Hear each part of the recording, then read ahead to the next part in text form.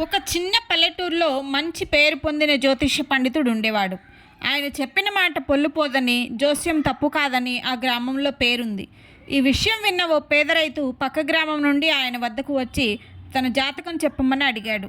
తనపై నమ్మకంతో వచ్చిన రైతును కూర్చోమని చెప్పి అతని జాతకం చూసి కంగారు పడ్డాడు ఆ పండితుడు. కారణం, ఆ రాత్రి ఆ రైతుకు ప్రాణగండం ఉందని అతని జాతకంలో ఉంది. అయితే ఆ రైతుకు అనుమానం రాకుండా, ఈరోజు నాకు చాలా పని ఉంది, మీరు రేపు రాగలిగితే నేను మీకు రేపు జాతకం చెప్తానన్నాడు పండితుడు. ఆ పండితుడి మీద గౌరవంతో ఆ రైతు సరేనని వెళ్ళిపోయాడు.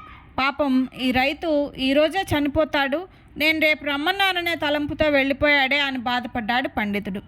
తన గ్రామానికి వెళుతున్న రైతు దారిలోనే చీకటి పడి వాన కూడా పడుతూ ఉండడంతో, అక్కడ బాగా పాడుపడిన శివాలయం ఉండడంతో ఆ గుళ్ళోకి వెళ్ళాడు. ప్రజలకు భక్తిభావాలను, మనశ్శాంతిని ప్రసాదించే ఆలయం నేడు ఈ దుస్థితికి చేరిద్దే, నా దగ్గర డబ్బులుంటే ఈ ఆలయాన్ని పునరుద్ధరించే ప్రయత్నం చేసేవాడిని అనుకుని, గోపురం ఎలా కట్టాలి, ఎంత ఎత్తులో కట్టాలి, ఈ మండపాన్ని ఎలా కట్టాలి, పూర్తిగా కట్టిన దేవాలయంలో అభిషేకాలు, పూజలు జరుగుతూ ఉంటే ఎంత బాగుంటుంది, శివుడి ఆజ్ఞ ఉంటే ఇదంతా తప్పక జరుగుతుంది అని మనసులో అనుకుంటూ ఉండగానే ఆ మండపం పైభాగంలో నుంచి ఓ తాచుపాము అతన్ని కాటేయడానికి రాబోతున్నది. దాన్ని తప్పించుకొని ఆ గుడి బయటకు వచ్చేశాడు. ఆ గుడి ఒక్కసారిగా కుప్పకూలిపోయింది. అమ్మయ్య, బతికిపోయానురా అనుకుని రైతు ఇంటికి వెళ్ళిపోయాడు. పక్క రోజు తన జాతకం చెప్పించుకోవడానికి పండితుడి దగ్గరికి వెళ్ళాడు ఆ రైతు.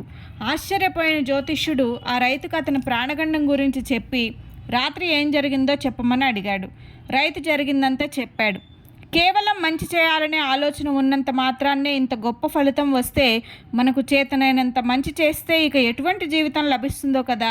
మనం బాగుండాలంటే మన ఆలోచనలు బాగుండాలి. మనకు సత్సంకల్పం ఉంటే మన చుట్టూ ఉన్న ప్రపంచము బాగుంటుంది. ఓం నమః శివాయ.